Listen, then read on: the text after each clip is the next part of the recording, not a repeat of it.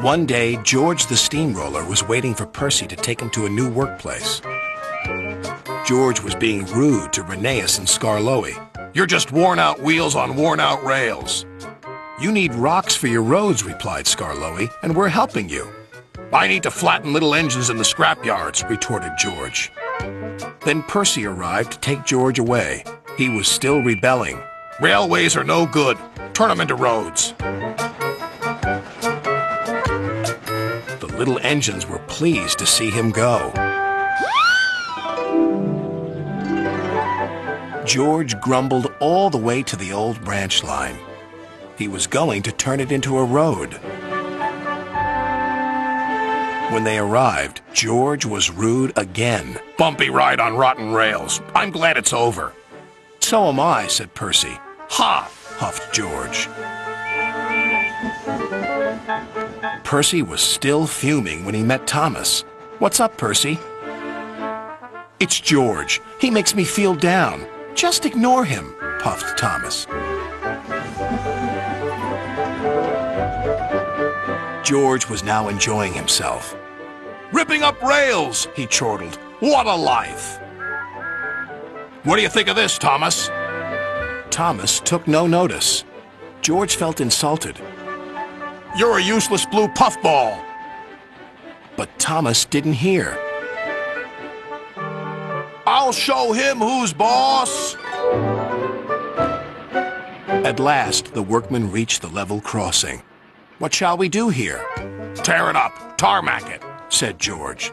So they did, but not properly, and George knew it. Later, Thomas was traveling home on the same line.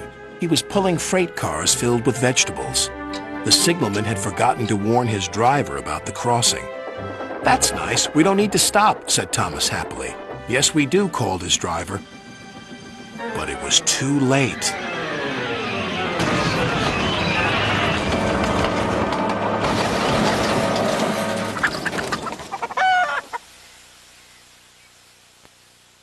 Next day, Percy told Gordon all about George.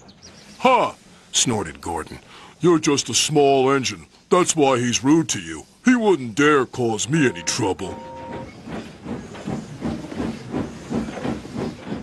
George had been taken to some yards to work. Duck arrived with a train of empty freight cars. George was blocking his way, and a car was stuck on the main line. "Let me through," demanded Duck. "You'll just have to wait," replied George. "There's no time to wait. I must clear my freight cars from the main line to let Gordon through." "Then he'll have to wait too," said George.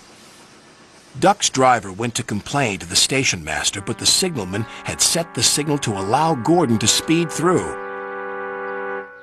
His passengers were singing his praises, and he was making express time.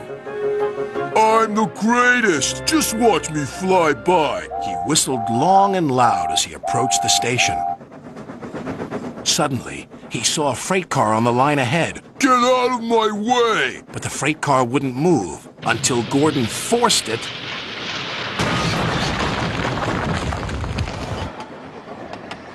by accident. Gordon was worried that Sir Topham Hatt would be cross. He was, but not with Gordon. "Whoever caused this disturbance will have me to answer to." And he did, a few days later. "Look who's here," said Thomas. George had been found out by Sir Topham Hatt and punished. He looked miserable. "Now we'll get some peace at last," said Percy. "I want to get rolling again, but I've got to wait a whole week till I do." "And then you'll be just as rude as ever." "Eh, George?" "I hope not. Don't you?"